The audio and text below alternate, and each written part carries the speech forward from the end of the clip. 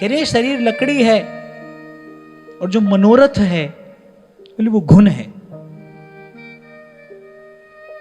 ये जो हमारे मन में रोज नए नए मनोरथ उठते हैं, पिछले सत्र में आपको मैंने एक संकेत किया था, व्यर्थ के चिंतन से ही सारी जीवनी शक्ति का क्षय होता है, उसका ह्रास होता है। खिले हुए फूल सा रहता है साधु इस संसार में।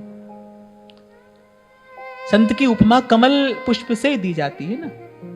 कीचड़ से जन्मा है लेकिन निर्लिप्त रहता है, जल की बूंद को अपने पत्र पर ठहरने नहीं देता, बल्कि जल की बूंद कमल पुष्प के पत्र पर पड़े तो मोती के जैसी सुंदर दिखाई देती है। वो उसको स्वीकार नहीं करता लेकिन वो शोभा पाती है। ऐसा होता है संत का जीवन। क्यों, कैसे? उसका एक ही कारण है कि उसकी जीवनी शक्ति का अपव्यय नहीं हो रहा है व्यर्थ के चिंतन में, अनर्थ के चिंतन में।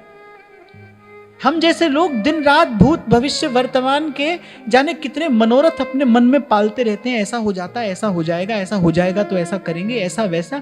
ये इस सब से परिणाम क्या आता है? जीवनी शक्ति शिथिल पड़ जाती है, क्षय होता है, इससे अपव्यय है ये शक्ति का। कल इसी बात पर हम चर्चा कर रहे थे ना। संतों ने तो एक सूत्र पकड़ा है, होई जो राम रचि राखा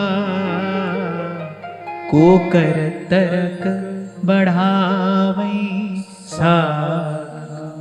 आपको याद हो पिछले सत्र में मैंने आपसे कहा था हमको भाई अब और कुछ करना नहीं है, कोई संकल्प नहीं करना है। क्यों? क्योंकि जो मनोरथ है, कीट मनोरथ दारू शरीरा। मनोरथ घुन है, शरीर लकड़ी है, ये घुन लग जाता है और भीतर ही भीतर खोखला कर देता है। और फिर कह रहे कौन धीर है? माने कोई धीर होता है, धीर गंभीर, जिसकी मति हो गई है, जिसको निश्चयात्मिका बुद्धि की प्राप्ति हो गई है सत्संगति से। फिर उसको तो ये घुन भले ना लगे, नहीं तो जे ही न लाग घुन को अस धीर। मैं बड़ी देर तक संसार में रहूं, मेरा जीवन बड़ा लंबा हो, ये जिजीविषा, ये भी तो एक मनोरथ है। मरने से डर लगता है, ऐसा सुना है मैंने। कुछ लोग कहते हैं मरने से डर लगता है। सब मनोरथों के मूल में ये जिजीविषा है, और फिर भांति भांति के सुखों के मनोरथ, और वो भ्रम के अतिरिक्त और कुछ नहीं है। अरे इससे सुंदर उदाहरण तो कहीं मिलेगा नहीं। बोले वो मनोरथ जो है ना गुण है, लग जाता है, शरीर रूपी लकड़ी को लग जाता है और भीतर ही भीतर खा जाता है उसे। संत ये नहीं होने देता, वो अपनी जीवनी शक्ति का अपव्यय नहीं होने देगा। व्यर्थ के चिंतन में वो अपनी शक्ति नहीं जाने देगा। व्यर्थ के चिंतन से बचना। कभी कहा था मैंने आपको कि आपके विचार में भी एक अनुशासन होना चाहिए। ऐसे कहीं भी ना चला जाए विचार, मन कुछ भी ना सोचता रह जाए। अगर जाए तो उसको तुरंत लौटा कर लाइए। व्यर्थ का चिंतन ना हो जीवन में।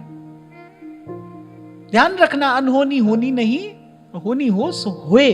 तब संत कहते हैं फिकर करे सो बावरा,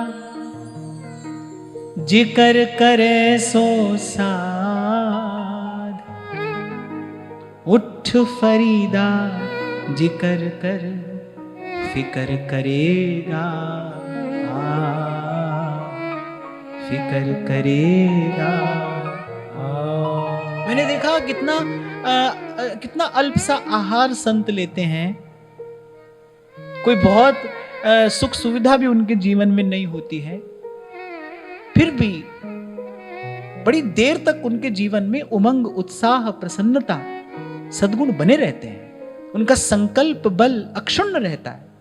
उसका एक ही कारण है, एक ही कारण है कि भाई शक्ति का दुरुपयोग नहीं हो रहा है, शक्ति व्यर्थ की जगह नहीं जा रही। और शक्ति के सदुपयोग से क्या होता है? प्रकाश। बिजली आई, उसको सही मार्ग मिल गया, आपने सही सर्किट दे दिया, देखो प्रकाश हो रहा है। हमारी बात कहां तक जा रही है? ये क्या है? ये सब शक्ति का सदुपयोग है, ये ऊर्जा का सदुपयोग है। तो प्रयास करना, व्यर्थ के चिंतन से बचना, और व्यर्थ के चिंतन से बचने का एक ही मार्ग है प्रभु के चरणों में समर्पण।